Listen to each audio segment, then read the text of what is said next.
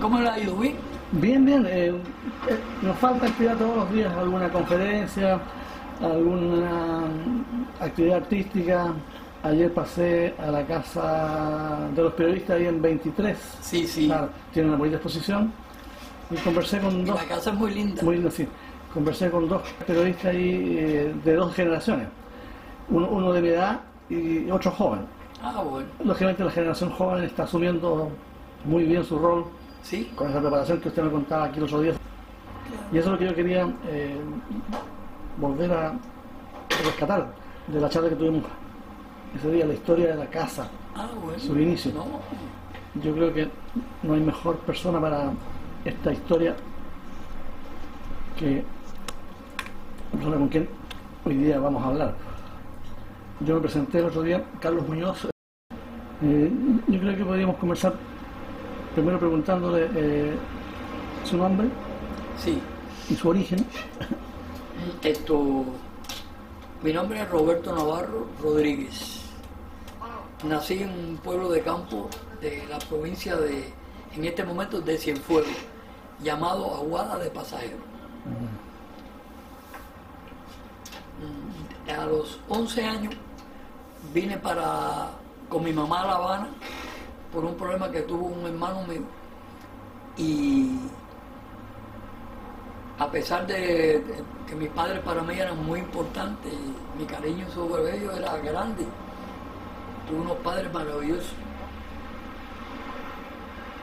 y a pesar de lo que estaba pegado a mis padres, pudo más el querer estudiar que eso, porque en mi pueblo no había secundaria. Le estoy hablando del capitalismo. Sí. En mi pueblo no había secundaria y en La Habana sí. Entonces me quedé y me fui quedando y seguí estudiando y después trabajando. Y me quedé en La Habana. Cuando la revolución triunfa, trabajaba en un banco hipotecario.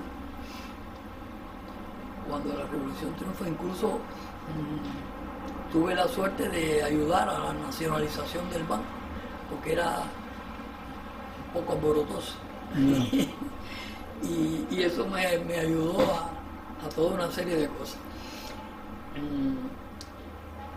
A mí me gustaba mucho estudiar, y cuando llegó la revolución, ya yo había estudiado secundaria, había estudiado en un instituto tecnológico, era mecanógrafo, era taquígrafo, en 2 sistemas había, uno Grec y uno Pitman, y yo era de los dos. La taquigrafía, no sé si usted se recuerda lo que era. Sí, sí. Nosotros íbamos, por ejemplo, a lo que es el Capitolio, claro, al Congreso, a tomar los discursos de los representantes, claro, etc. O sea, cuando usted empezaba a trabajar en una oficina, tenía que ser de secretario o secretaria, claro, tenía que ser mecanógrafo, taquígrafo, todo eso yo lo tenía. Y también había dado contabilidad. Pero no pude ir a la universidad en el capitalismo porque vivía en La Víbora y era muy lejos. La única universidad que había era aquí en la ciudad de La Habana, donde está ahí, en la plaza. Y no tenía dinero para el viaje, por lo tanto tuve que aguantar. Ya casi llegando la revolución, Raúl Roa daba unas clases muy importantes, entonces matriculé algo que se llamaba Administración de Estado, creo que era, pero por los problemas de la revolución la universidad cerró y no fui. Y entonces, cuando salió el primer curso de trabajadores, me inscribí y hice filología. Tuve 5 años estudiando la filología. Al terminar la filología, yo estudiaba con un compañero que trabajaba aquí en la Casa de las Américas, y yo también venía aquí a buscar las revistas, porque la literatura aquí no se busca, ¿no? Disculpe. Y él habló aquí y me trajeron para acá, para la Casa de las Américas. Empecé en el CIL, que es Centro de Investigación Literaria, después pasé a Editorial, y al poner esta librería, por mi forma de ver la vida y de ser, empecé a a ver cosas aquí que yo creía que eran buenas, pero que debían ser mejores. Y hice algunas críticas. Y parece que eso me sirvió para que se fijaran en mi persona. Me querían hacer dirigente sindical, le dije que no, que ya yo había sido muchos años de todo eso. Y me hicieron director administrativo de la casa y tuve 15 años siendo. Era un cargo administrativo, pero que tenía que ver con todo el mundo. Ahí tuve que ver con Cortázar. Cuando Mariano, que era el presidente, Mariano fue un pintor muy famoso, pintor de los gallos, un hombre maravilloso como persona y con mucha capacidad, muy preparado culturalmente. Aprendí mucho de él. Y Mariano me solicitó que necesitaban una persona con ciertas condiciones y acepté, y durante 15 años lo hice. Pero por ir a esta librería me trajeron para acá, porque al ser filólogo aquí es donde está realmente el punto central que buscaba. Y como dice el sabio chino Confucio, si usted trabaja en un lugar que le gusta y se siente bien, usted no trabaja nunca. Y ese es mi caso. Yo llego a mi casa, no llego cansado nunca. Disfruta. Disfruta la jornada. Disfruto lo que hago, esto que estoy haciendo, el atender al público, el vender un libro de cocina, porque como me gusta la cocina, pues aprendo. Como soy licenciado en letras, pues me lo sé. Música, he tenido que buscar libros para saber de música, porque el cliente viene y me dice, ¿qué usted me recomienda? Y yo siempre le pregunto al cliente, ¿qué le gusta a usted? ¿Música tradicional? Música de santería o de problemas religiosos, y por ahí lo voy ubicando y todo eso. Además, el otro día me hicieron una entrevista sobre qué cosa es un librero, y yo me considero que no soy un librero, porque un librero es un individuo con mucha más capacidad que la que yo pueda tener. Librero es aquella persona que conoce mucho de libros y que está estudiando constantemente, porque el que vende libros o vende algo, tiene que estar estudiando constantemente. Estar al día. Porque incluso cuando las personas, los norteamericanos son los que más me compran las lienzografías, yo siempre le cojo un papel y le digo cómo yo creo que debe montar el cuadro, porque como yo pinto, me gustaría tener una obra de esas, pero en la forma que yo le digo. Y entonces salen muy contentos de aquí porque le estoy dando una explicación, le pongo los colores que usted debe usar, etcétera, etcétera, etcétera. Mi trabajo aquí fue, para mí fue muy importante entrar en la Casa de las Américas por ahí de Santa María, porque era la etapa y la efervescencia revolucionaria, y yo decía, ¿cómo yo venía de una unidad militar y conocía muchísima gente importante, pero realmente tenían que ver con la cosa militar o revolucionaria, pero no trabajar de lleno con una heroína, la heroína de Moncada de Santa María, que es una persona maravillosa. Y me hicieron director administrativo y tenía que ver con ella, como también tuve que ver con Benedetti, con Julio Cortázar, con todos los que venían acá. Con Cortázar, por ejemplo, Mariano, que era el presidente, me dice, Navarro, hay que comprarle 2 bicicletas a Cortázar. Entonces me presentó a Cortázar y yo le compré 2 bicicletas, una para él y una para la señora. Querían pasear por todo el Vedado. Cuando se fueron me las devolvieron, y yo se las di a 2 trabajadores de aquí que tenían necesidad, que vivían lejos, entonces le di las 2 bicicletas. Quiero decir que yo aproveché también la etapa administrativa para hacerme de un bagaje cultural, porque iba a todas las cosas que iba, porque tenía que dar mi apoyo, ¿me explico? Incluso cuando se hacía el premio Casa, como ahora que empieza el lunes. ¿Usted está aquí el lunes? Sí. El lunes venga a las 11 de la mañana, comienza el premio Casa de este año. Permiso un momentito. ¿En qué te puedo ayudar? Gracias. No, por nada. Entonces, como le cuando venía el premio Casa, Fidel invitaba a los miembros del jurado y yo tenía que ir con ellos. Por lo tanto, durante 15 años por ahí estuve yendo a Palacio a oír lo que Fidel decía, a hablar con él y a preguntarle cosas. Como uno, imagínate, tener la oportunidad de trabajar con Aide y después de estar con Fidel. Para mí en todo.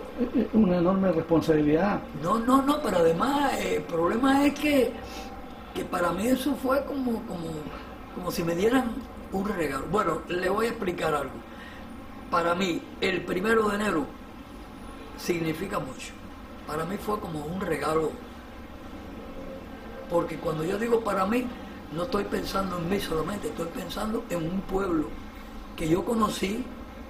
Yo era de un pueblo de campo, persona muy humilde, y por lo tanto viví como se vivía en aquel momento en un lugar como un pueblo. Fui amigo de mucha gente humilde, porque yo también lo era. Y muchos clientes me preguntan que por qué yo soy revolucionario. Y yo me puse a pensar, ¿no?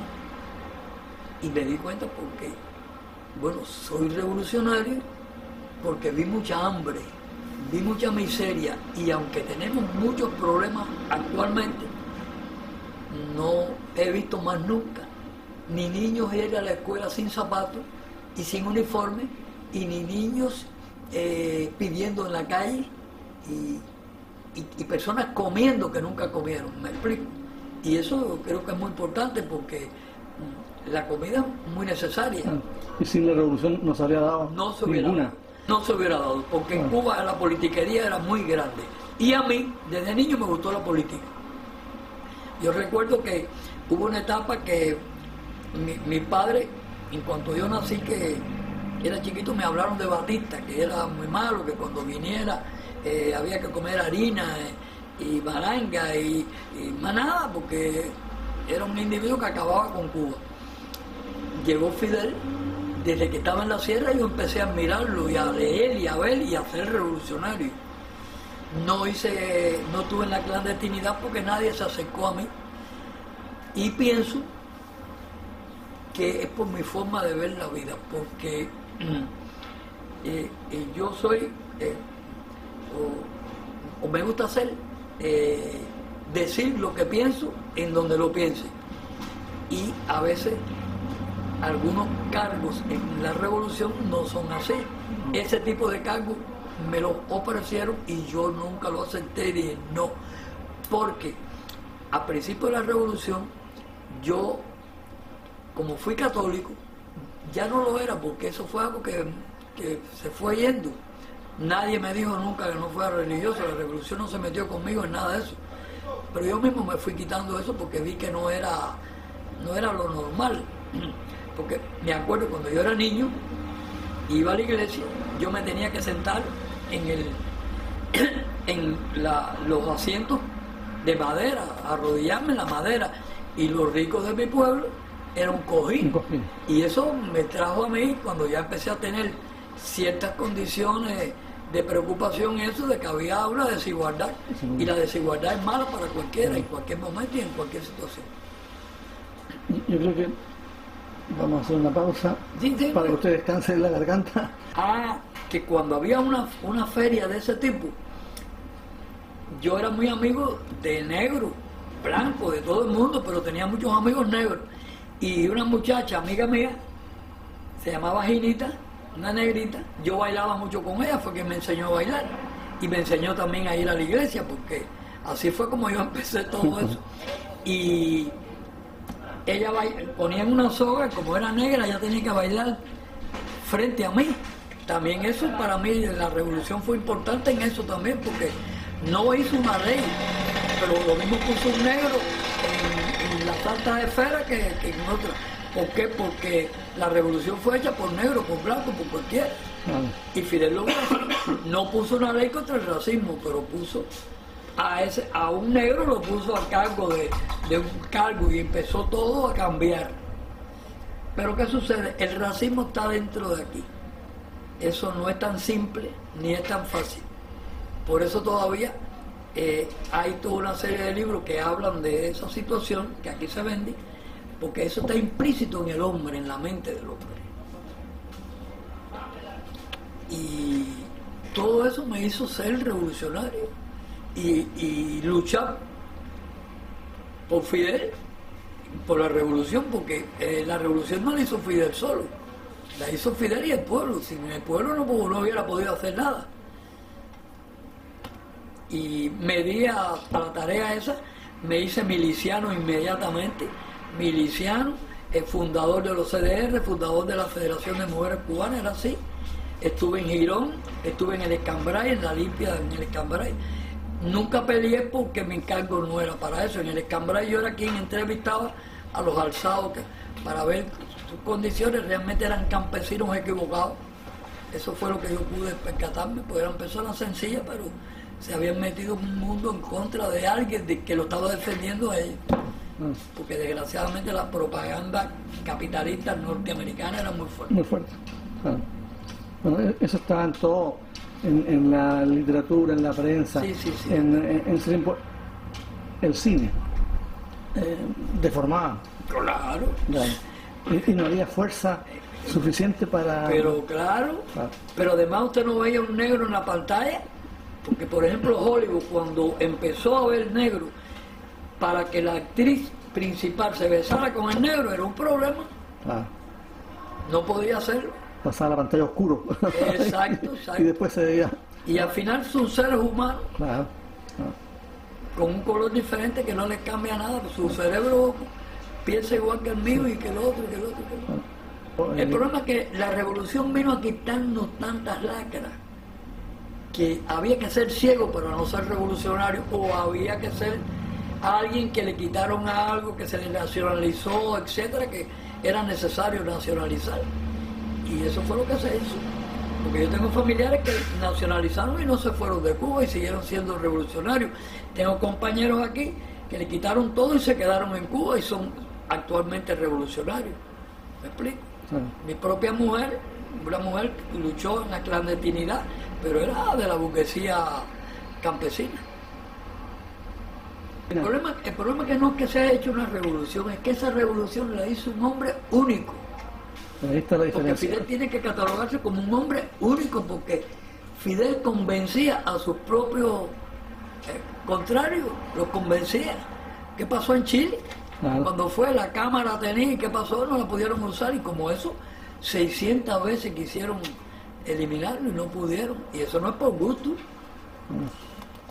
Sí, hay un aura que... Sí. Olvídese que además con el que hablaba lo convencía. Hubo un caso hace un tiempo por donde yo vivía para Cotorro, en la periferia, y querían que nosotros, el pueblecito nuestro, pasara a San José, que es campo, es zona de campo, ¿no? Y nosotros queríamos quedarnos en Cotorro, que era ciudad. Y yo le dije a mi mujer, oye, si Fidel estuviera, porque ya estaba Raúl, si Fidel estuviera, hubiéramos ido de cabeza para San José y yo lo hubiera aceptado, encantado la vida. ¿Se da cuenta? Porque lo que Fidel dijera, en la revolución se cometieron errores, como en todas partes. Pero yo seguía a Fidel en todo. Había cosas que no estaba muy de acuerdo, pero lo apoyaba y después iba a discutir. O sea, la línea gruesa es una, los detalles... Pero claro, entre claro, hay que verlo miles, así. Porque yo cuando niño, yo iba con zapatos a la escuela, porque mi papá más que bien trabajaba algo. Mi papá trabajaba en el campo, pero imagínense, mi papá limpiaba guatacaba un campo y le pagaban 20 centavos. Después se metió a chofer de alquiler, porque tenía un carro, un Ford del 28. Y se metió a chofer y hacía una carrera de 80 centavos a lo mejor una vez a la semana, y las bodegas estaban abiertas hasta las 12 de la noche para que los pobres pudieran comprar. Y me recuerdo perfectamente de todo eso, y ese era el mundo en el que yo viví. Y yo vivía en una casa que tenía sala, un portal, sala, un cuarto y la cocina comedor. El baño era el excusado allá atrás, pero no podía tener luz eléctrica y valía $1. Y eso hoy en día, aquí, en cualquier parte del campo ya hay luz eléctrica, también lo puso la revolución. O sea, la revolución usted no la puede ver con cosas que, no, por esto, no, hay que verla objetivamente. Y hay que verla no pensando en usted, porque la primera condición que tiene que tener un revolucionario es no ser egoísta. es pensar un poco en el que está enfrente y en el que está al lado. Si usted no piensa así, usted no es revolucionario. El revolucionario tiene que ser un individuo que sea capaz de quitarse algo de él para dárselo a otro. Eso tiene que ser así. Y así es como nos criaron, y así fue como somos. Y seguimos siendo, pues ya. Y así crié a mis hijos, así crié a mis nietas. O sea, el ejemplo y la consecuencia. Claro. Porque hay quienes predican, pero no practican. Ahí está el problema. Ahí está, claro. Aquí... Ahí está, bueno, usted me ha visto aquí, Claro. y me ha visto como yo atiendo a las personas, como hay que atenderlas, así es como tiene que ser. Yo no estoy haciendo nada para que me aplaudan, ni mucho menos. Es mi forma de ver la vida. Además, yo soy feliz en este mundo y soy feliz trabajando aquí y soy feliz atendiéndolo a usted, atendiendo al Señor, atendiendo al otro. Eso para mí es parte de mi personalidad y de mi forma de ver la vida. Porque yo represento aquí a la Casa de las Américas. Ahí, eso, y la Casa de las Américas es la institución cultural más importante que hay en el mundo. No ya América Latina, no existe. No. Y eso sin chauvinismo ninguno. Tenemos 10.000 problemas, se nos está cayendo, mire cómo está todo esto, pero estamos aquí firmes. Y venimos todos los días a trabajar, y trabajamos un sábado y un domingo si tenemos que hacerlo. Ahora cuando venga el premio trabajamos por la noche a la hora que sea necesario. No yo, todos los que trabajamos en esta Casa de las Américas. No, la labor es enorme y es reconocida.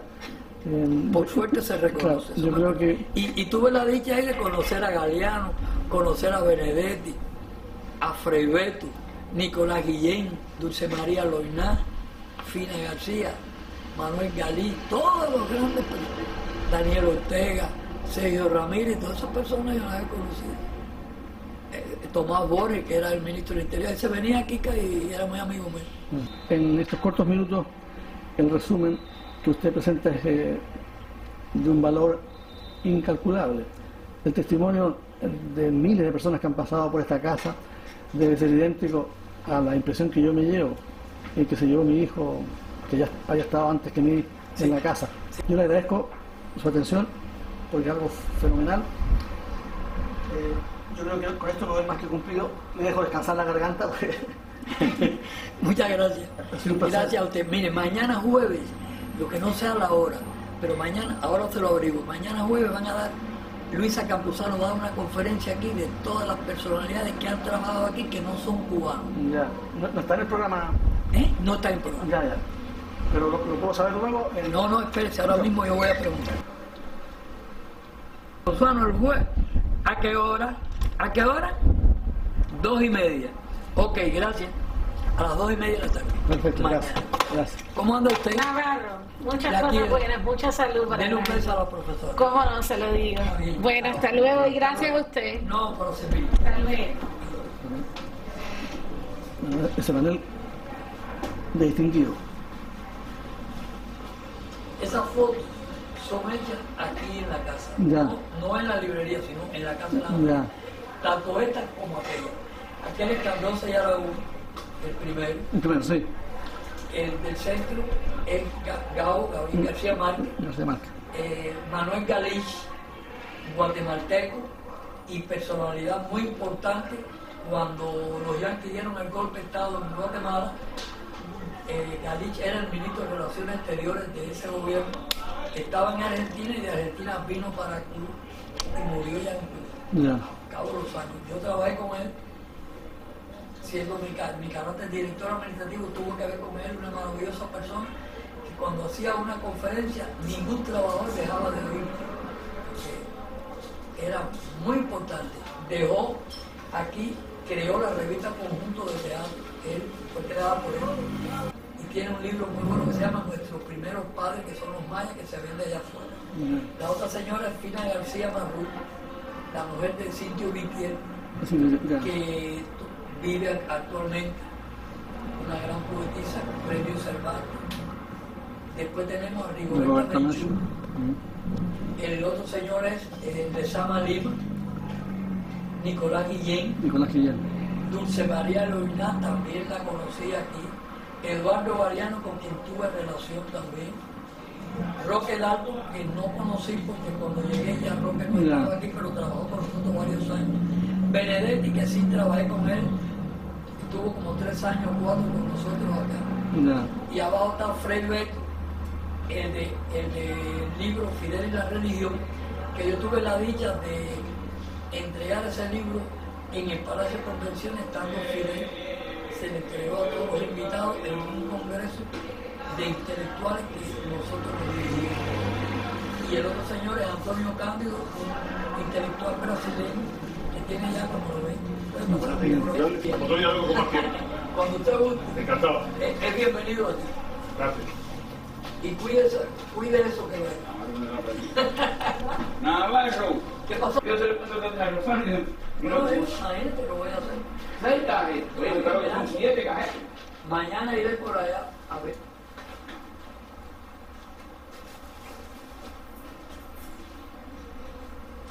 Le estaba explicando, señor, que Sí, dime. Fidel le dio la tarea a esta señora y de Santa María de que buscara un lugar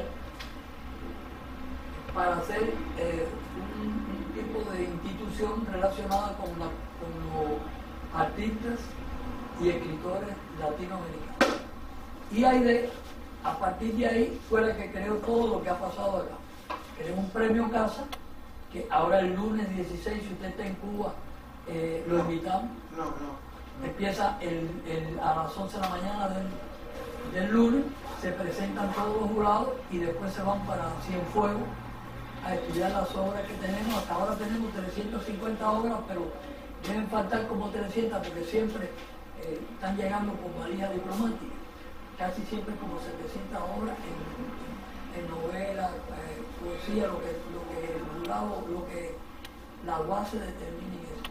Entonces, ¿qué pasó? Que Aide, cuando crea esta institución, todo lo demás que pasó aquí sí fue creación de ella. Y ella, ¿qué hace? Hace el premio Casa, que desde entonces se le paga, desde el año 59 se le paga a los jurados la estancia y el viaje. Y ella lo crea con 2 cosas. Una, para unificar o unir a los latinoamericanos, escritores y artistas, y otra, como cuando los jurados vienen, no solamente se dedica a ver obras, sino se llevan a hospitales, empresas, escuelas, para que vean qué es lo que pasa en Cuba. En aquel momento era muy importante porque solo México tenía relaciones con ¿Tú nosotros. lo conoció? Aquí. Aide. Yo trabajé con ellos un año siendo yo director. Bueno. A mí me hicieron director administrativo y tenían que verme directamente con ellos. Además, cuando yo entré acá, para mí lo más importante fue que ella estuviera aquí, porque era una etapa de efervescencia revolucionaria Sí. y de lucha contra los que no querían la revolución, que eran menos, ¿no? Mucho menos. Y entonces que yo pudiera trabajar con ella me pareció que yo era un tipo que alguien me había bendecido. ¿Me explico? Y realmente una persona maravillosa, muy sencilla. Era como un Fidel con falda. Ella era igualita, con falda. Fidel con falda. Ella era igualita, igual que Celia Sánchez, igual que Vilma Espín, todo ese tipo de personas, Miguel Hernández.